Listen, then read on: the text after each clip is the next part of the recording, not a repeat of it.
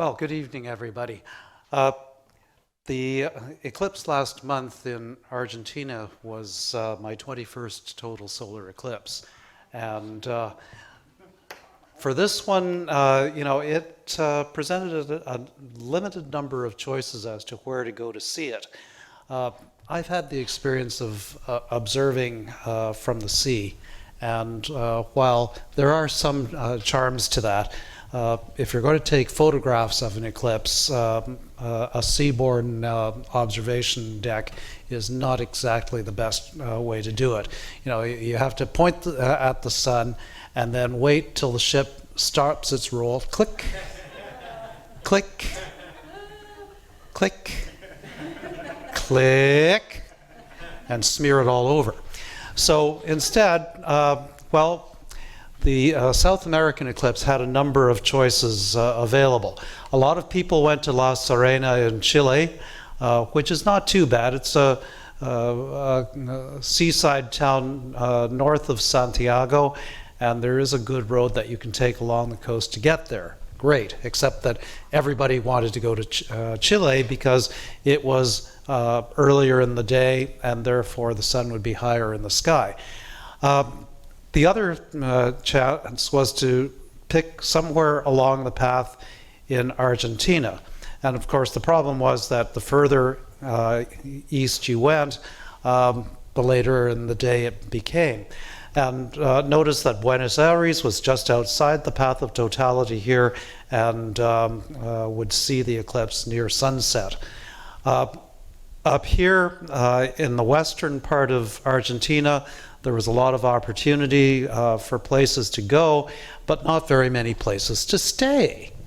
And in fact, the two biggest towns in Argentina where you could get accommodations were Mendoza, which is the bigger city, and San Juan, which is right on the eclipse path itself, right on the edge. So anyway, I found a tour that was going to be based out of San Juan, and there were plans to go up further into the eclipse path. And here we've got the blow up of that part of the map. So here's San Juan, the capital of San Juan province. There is this nice road here which you can take up and go quite a bit further out along the way. And there's this winding road that gets you up to the eclipse path. There are a couple of towns up here where the local municipalities had set up observing sites. So our group ended up meeting up in Buenos Aires, flying into San Juan, and then we had a chartered bus which took us around to various places for the day before the eclipse, and then on the morning in question we went up this way. So anyway, we ended up at a place called Bella Vista, Argentina, and here's the times. So first contact would be at about 4:15 in the afternoon. Second contact about 20 to 6, and it was all over 2.5 minutes later. And the one disadvantage was being further along the eclipse path was that fourth contact would have occurred at 6:45, except by that time the sun would have set. So this was going to be an eclipse where we could get at least totality and a bit of the outgoing partial, but not much else. Anyway, here's my itinerary. I left on Friday, 28th of June on Air Canada Flight 92. Turned out Jay Anderson and his wife were on that flight, as were Chris and Liz Malicki of the Mississauga Center, and Dave Whaley and Alan Whitman from the Sunshine Coast Center. And I met Jay in the airport lounge before we boarded the flight. The other four I saw as we were getting off the flight in San Juan, or rather in Santiago. And all of them were going to La Serena in one way or another. And there were at least another half dozen other eclipse chasers on board that flight as well. Nice thing about going to Santiago is it's straight south from Toronto, 10-hour flight. For me, I had to go through another checkpoint, and then 3 hours later, I was in Buenos Aires. So there was minimal jet lag.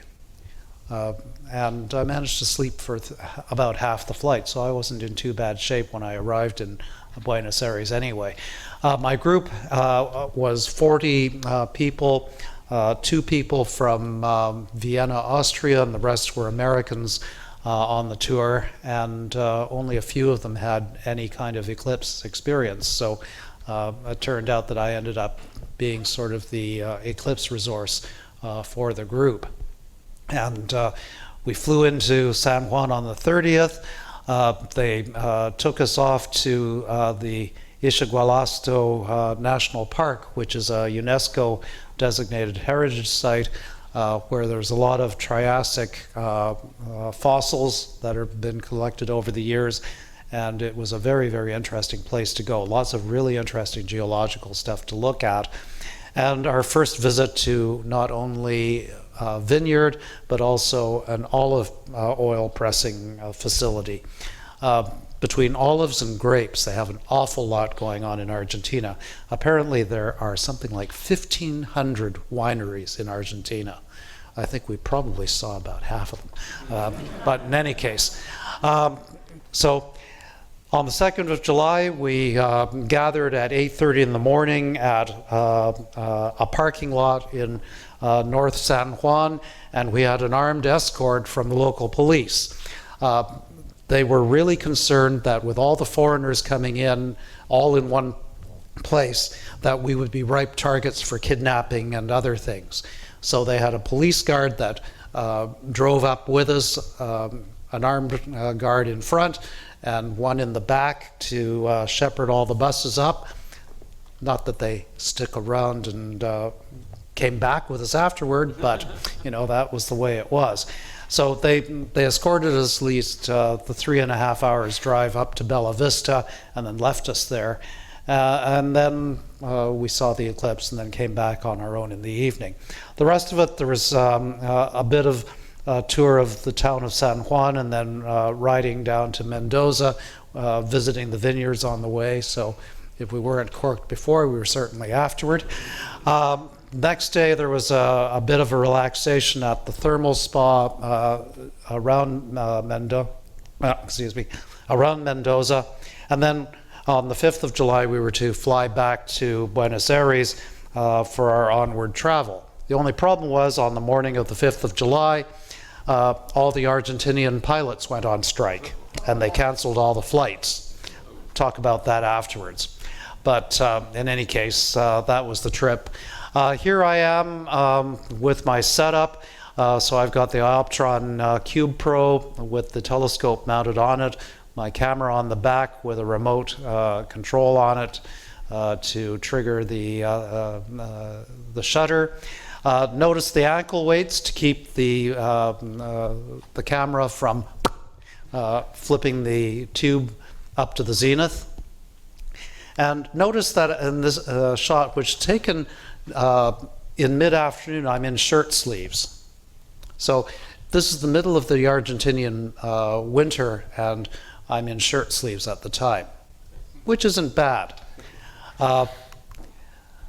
Here's our site, prepared by the local authorities. So these tents right here are the dining tents. We had waiters serving us a barbecue lunch in there.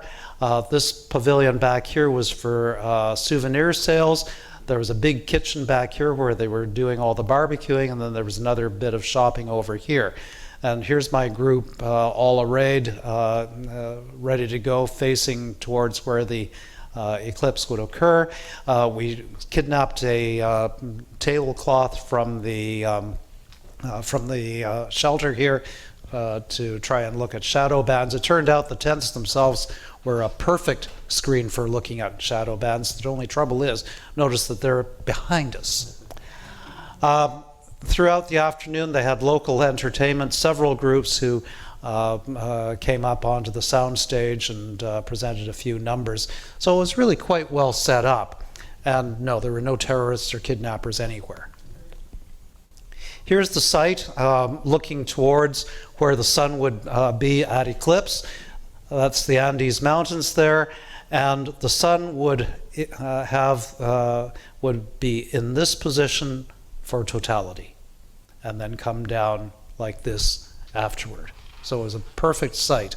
And notice no clouds in the sky at all. The only problem was that this is an old, farmer's field, lots of dust. So the camera bodies still have to go in for massive cleaning, as everything was coated in dust. At any rate, here we are. So eclipse started on time, and here's my shots of the diamond ring going in. With that little telescope with the very, very fast optics, even at ISO 100, look at the shutter speeds to get the diamond rings, a 2,000th of a second. Didn't have to worry too much about vibration, but I did have the camera, or rather the tripod, on vibration isolation pads, and I had balanced so that we'd not have too much trouble with that. In this, you notice that we've got a hint of some prominences. There turned out to be a very nice big loop prominence here, but it's very faint. And there was another prominence over here as well. So the sun was showing some interesting things, but in the partial phases, I usually try to take photographs where you can see how the eclipse is proceeding, with the moon coming up to and then covering up sunspots. This time there weren't any to look at. So it was a bit different. And there's the last little bit of Bailey's bead there before totality begins. And just starting to open up the shutter, so 500th of a second and 125th. Here's the longest one that was really of much use, a 15th of a second. You can start seeing the extension of the equatorial streamers here to either side. And there's some very nice fine polar streamers here that don't show up on this projector, but certainly look very good on the computer monitor. I did take shots up to about 5 seconds duration, but they're all burned out. I'll be able to get some data from them when I start stacking everything together, but that's for some other time. Final shot of the total eclipse at 125th of a second, and then here is the terminal diamond ring. I only got one shot of this with a 500th second exposure. So it worked out fairly well. You can notice the prominences here that are showing up just at the end of the eclipse, and there's that loop prominence down there showing up as well. So really nice eclipse. By the time this shot occurred, which was around 5:45, I was in a winter parka. The temperature just plummeted. It was unbelievable how cold it got. So when they called us for dinner, I ran. Anyway, here's my last shot of the eclipse, a 1,000th of a second as the sun sinks behind that mountain ridge. And so overall it was pretty successful as far as taking a look at the eclipse. I think the only thing about Argentina, that was the 4th Wildcat pilot strike this year. And so while it might be attractive to look at Patagonia in December of next year for the total eclipse, I'm thinking maybe Chile may be a better bet, because I do not want to be faced with what happened 2 days after this shot, because we found out that the pilots had gone on strike. We still had to turn up at the airport so that the airline could honor its commitment to get us to Buenos Aires. And they did get us to Buenos Aires. At about 48 hours after this shot was taken, they put us on a luxury bus for a 16-hour ride to Buenos Aires overnight. I got into Buenos Aires at 10 in the morning at the airport. Our regular tour bus was waiting for us there. They got us to the hotel. I had about an hour and a half to get everything repacked, have a quick shower, and then head for the airport to fly home. And so it was a rather rough trip back. I had 2 days, no, I got home at 5 o'clock on Sunday morning, and then on Tuesday at 10 in the morning, I was off to Victoria for a meeting. So, and I didn't get back from that until the following Saturday. So it has been a rather hectic time. But anyway, the eclipse's history, I'm back seeing eclipses in clear skies again. So I think 2020 in December is certainly a good possibility of doing something. And a few folks have talked to me at the awards picnic about the possibility of organizing something for April 2024, as well as maybe even the annular eclipse in October of 2023.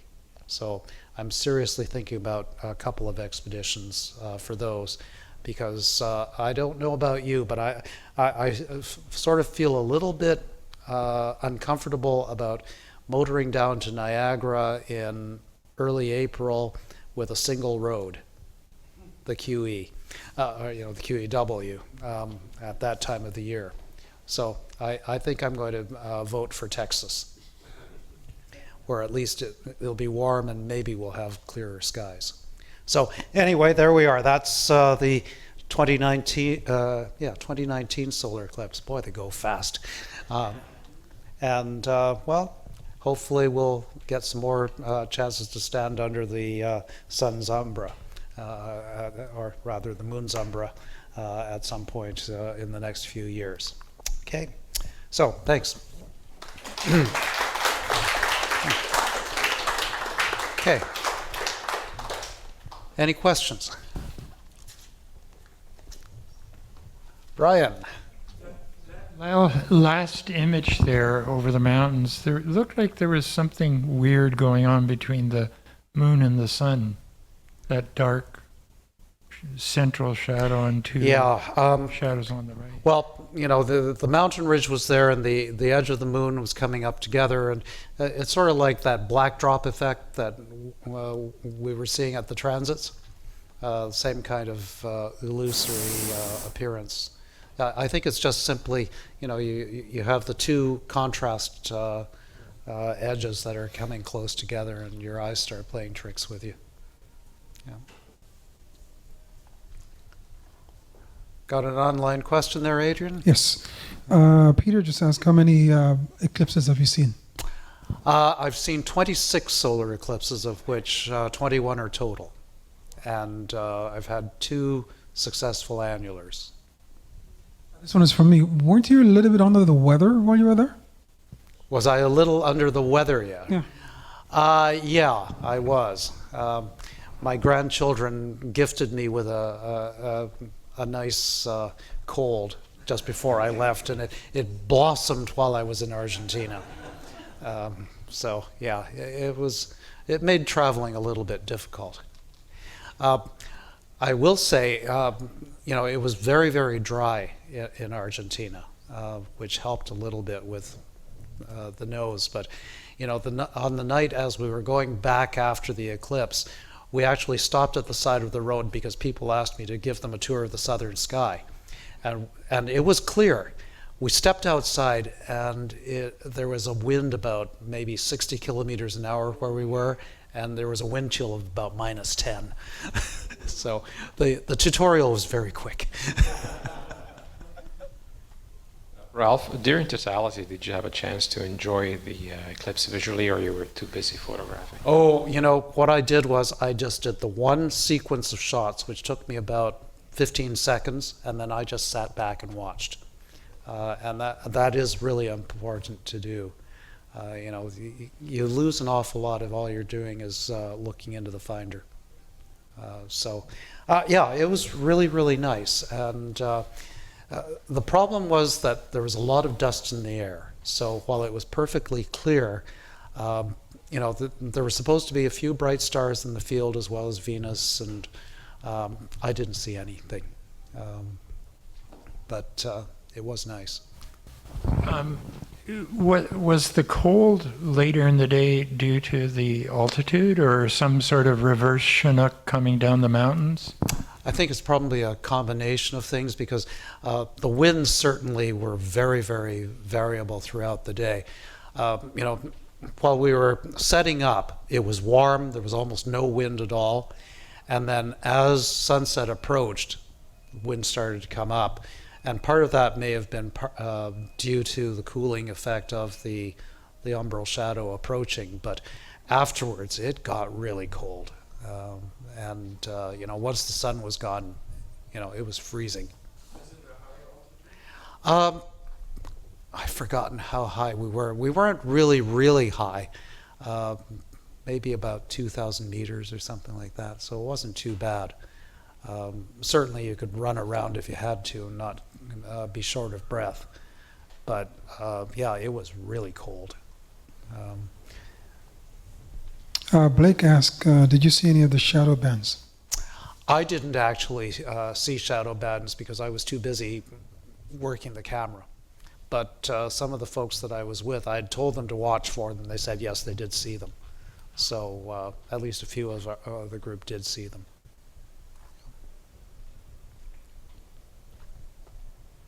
Any more questions? No? Very good. Thank you so much, Ralph, for